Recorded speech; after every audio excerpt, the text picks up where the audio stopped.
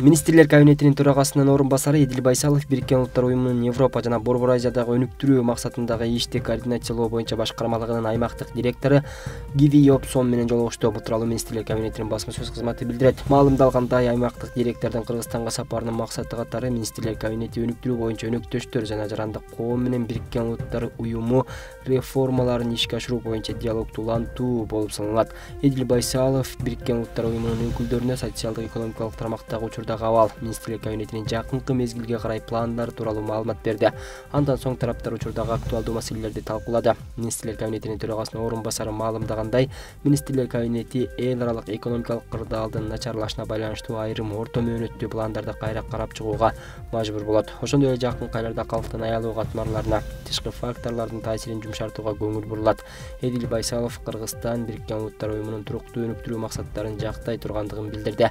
Андан ары жолугушуунун катышуучулары өнүктүрүү программаларын ишке ашыруунун алкагында кызматташуу маселелерине токтолду. Министрлер кабинетинин төрагасынын орун басары 2023-2027 жылдарга өлкөлүк программалык документтин кезектеги фазасын ишке ашыруунун жүрүшүндө Кыргызстан менен Бириккен Улуттар Уюмунун ортосундагы кызматташуунун артыкчылыктуу багыттарын билдирди. Кыргызстандын Тышкы иштер министрлиги Украинадагы абалга байланыштуу өлкөнүн аймагынан чыгууну каалаган Кыргыз Республикасынын жарандарын эвакуациялоо иштерин улантууда. Тышкы иштер министрдин басма сөз кызматынын маалыматына ылайык, кечээ 28 февралда Бишкек убактысы боюнча саат 18:00 Кыргызстандын 107 жаранынан турган биринчи эвакуациялык колонна Киев шаарынан Украина менен Венгриянын чек арасына автобус менен жөнөп кетти. Бул чыгуу Кыргыз Республикасынын Украинадагы элчилиги тарабынан Кыргыз Республикасынын Харьков шаарындагы ардактуу консулу Вадим Туманяндын жардамы менен ишке ашты. Элчиликтин кызматкерлери Кыргыз Республикасынын жарандарын бардык каттам боюнча коштоп жүрүшөт. Украина Венгрия чек арасынан өтүү маселеси Кыргыз Республикасынын Венгриядагы элчилиги менен биргеликте жүргүзүлүүдө.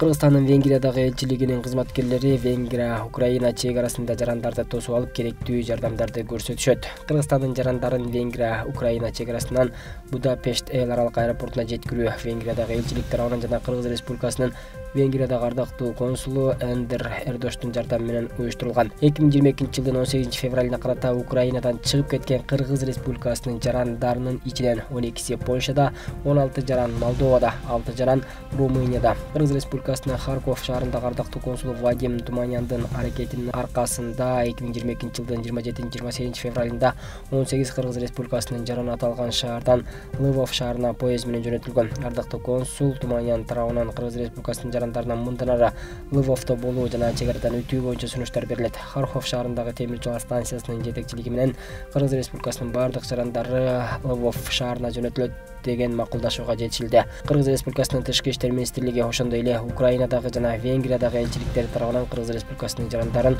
Украинанын аймагынан алып чыгууну уюштуруу боюнча иштер улантылууда. Министрлер кабинетинин төрагасы Акылбек Жапаров кесиптик байрамды Кыргыз Республикасынын адвокаттар жактоочулар күнүн белгилөө жөнүндө токтомго кол койду. Документке ылайык Кыргыз Республикасынын адвокатынын статусун жогорулатуу максатында Кыргыз Республикасынын Министрлер кабинети жөнүндө Кыргыз Республикасынын Конституциялык мыйзамынын 13-17 беренелерине ылайык Кыргыз Республикасынын Министрлер кабинети токтом кылат. 1 март жыл сайын белгиленүүчү кесиптик байрам Кыргыз Республикасынын адвокаттар жактоочулар күнү болуп белгиленсин. Экинчи, бул токтом расмий жарыяланган күндөн тартып күчүнө кирет. 2022 жылдын 1 мартынан баштап Алматы-Бишкек Алматы аба каттамы жумасына 2 жолу аткарылат. Бул тууралуу Манас эл аралык аэропортунун басма сөз кызматы билдирет. Маалыматка ылайык буга чейин Air Астана авиакомпаниясы аталган багыт боюнча каттамды күн сайын башкача айтканда жумасына 7 жолу аткарып келген. Ал эми 1 марттан тарта дагы 5 каттам кошулду. Эми жүргүнчүлөр Бишкектен Алматыга дүйшөмбү, шейшемби, шаршемби жана жума жана ишемби күндөрү 2 жолу учууга мүмкүнчүлүк алышты деп айтылат билдирүүдө. Борбор калаанын мэри Эмилбек Абдыкадыров Бишкек шаардык кеңешинин төрагасы Кубанычбек Конгантиев менен жолугушту. Бул тууралуу муниципалитеттин басма сөз кызматы билдирет.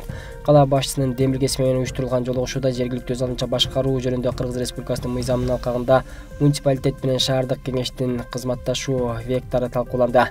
Тараптар муниципалитеттин оперативдүү жана сапаттуу ишмердүүлүгүн ишке ашыруу боюнча биргелешкен аракеттердин так координацияланышын белгилешти. Кала мэри жана Бишкек шаардык кеңешинин төрагасы коомдук транспорт, таштандыларды сорттоочу заводдун курулушу, өз алдынча турак жай курууну мыйзамдаштыруу, быйылкы жылдын бюджетин түзүү тууралуу маселелерди талкуулашты. Мындай жолугушуулар үзгүлтүксүз өтүп турмакчы.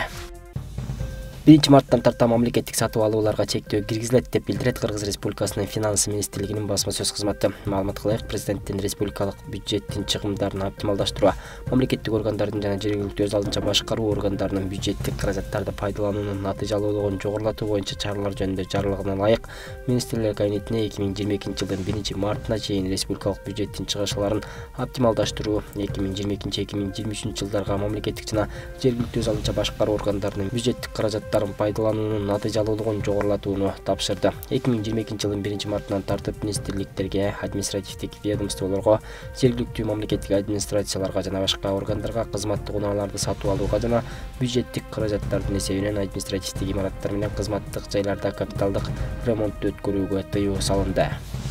Кыргызстандын тоол аймактарында кар көчкү түшүүсү күтүлүүдө. Бул тууралуу Өзгө чакырдалдар министрлигинин басма сөз кызматы билдирди. Ага ылайык 1 марттан 3 мартка чейин күтүлүп жаткан жаан-чачынга байланыштуу Ала Бука Канышкыя автоунаа жолунун чапчыма ашуусунда жана 89-101 чакырымдарында жана Красная Горка Акташ автоунаа жолунун 1-4 чакырымдарында кар көчкү түшүүсү жана кар күрткүсү күтүлөт.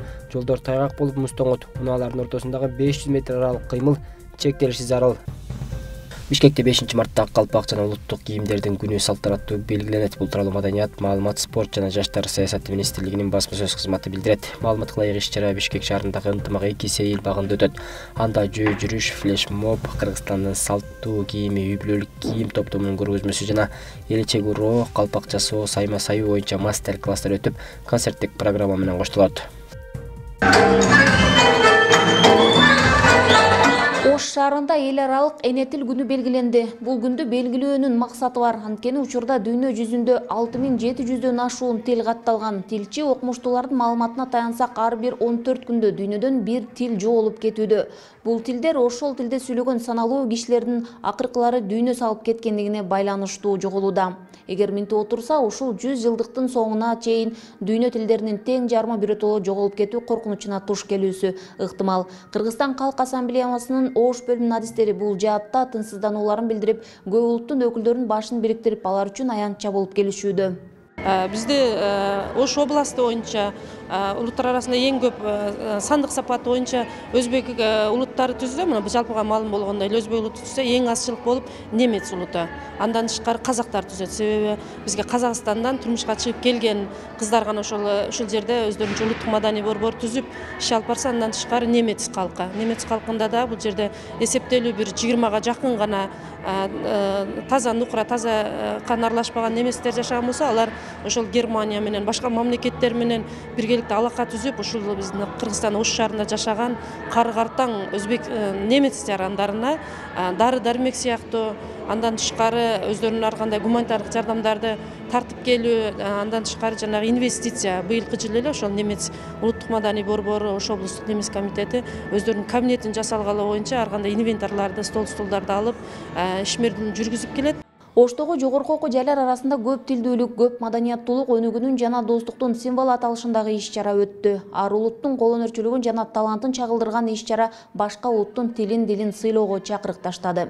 Түштүктөгү бардык жогорку окуу жайларындагы чет өлкөлүк студенттердин өз эне тилинде када салттарын, улуттук ырларын, улуттук көргөзмөлөрүн, кийим кечелерин, эмнелерди колдонушат, кандай шартта жашашат жана биздин өзүбүздүн дагы эне тилибиз менен айкалыштырып, бүгүнкү күндө көп тилдүүлүк, көп маданияттуулук учурдун талабы, жаштар канча тил билсе, канча дил билсе ошончолук экономиканы көтөрүүгө, мамлекеттин маданиятын көтөрүүгө салым кошот деген максатта мына ушундай чоң иш-чара бүгүн жыйынтыкталып жатат. Албетте Ош шаардык мэриясы буга демөөрчү катары атайын баалуу белектер менен келген. Ар бир тил өзүнчө кайталангыс улуу мурас, байлык. Адамзат ошол кайсы бир тилден ажыраган сайын ошондой мурастарынан ажырап калууда. Бирок тил адистери өзүнүн тилин сактап жана башкаларга жайылып келген азчылык өзүнүн тилин гана эмес, өзгөлөрдү да сыйлап урматтоону алдыңкы орунга коет дешет. Ар түрдүү биздин Ош областында, Ош шаарында болуп аткан майрамдарда биздин ошол Кыргызстан элдер ассамблеясынын Ош бөлүмү ушул бардык диаспоралар катышып турат. Алар катары биз дагы катышып турабыз. Бунун биргеликте өткөргөндүн жакшы жактары өтө көп. Элдин биримдиги, достугу бекемдөөдө өтө таасири тестейт деген ойдомун. Эне тилде жайылтууга болгон бардык кадамдар тилдик түрдүүлүктү жана көп тилдүү билим алууга, дүйнө боюнча маданий салттар менен таанышуу өнүгүүсүнө көмөк көрсөтөт. Бири-бирине түшүнүү менен мамиле кылуу, тилектештик, чыдамдуулук жана пикир алышууну да чыңдайт. ар улуттун өзүнүн баалуулуктары болгондой, башка улуттардын маданиятындагы өзүнчөлүктөрүн көрө билүү, алардын өзүнүн маданиятынан башкачараак экендиги же болбосо ошолордун өзүнө бир жакшы жактарын өзүнө алышына бир ушундай бир жакшы шарт түзөт да. Анткени мындай маданияттар аралык мындай байланыш болгондо, баарлашуу болгондо, ар ким өзүнүн маданиятындагы башкача баалоону бир сезет. Анан бүгүнкү күндө бүгүн болуп аткан иш-чарада дагы ушундай иштер болуп атат деп ойлойм. Жаштарыбызда дагы деги эле бардыгыбызда ушундай бир сезим, өзүнчө бир ушундай толкундалуулар болуп турабыда. Жаштарды эл аралык тил күнүн белгилөөгө тартуунун мааниси да чоң. Уюштуруучулар көп тилди билүүгө белсенип турган жаштарды колдоого гана алып, аларга көмөктөшүп жардам берүү керектигин белгилешет. Мыкты даярдык менен келген иш-чаранын алдыңкыларына белектер кыйгарылат. Гүлжан Ажыматова, Бектур Калыбек уулу, Ош шаары.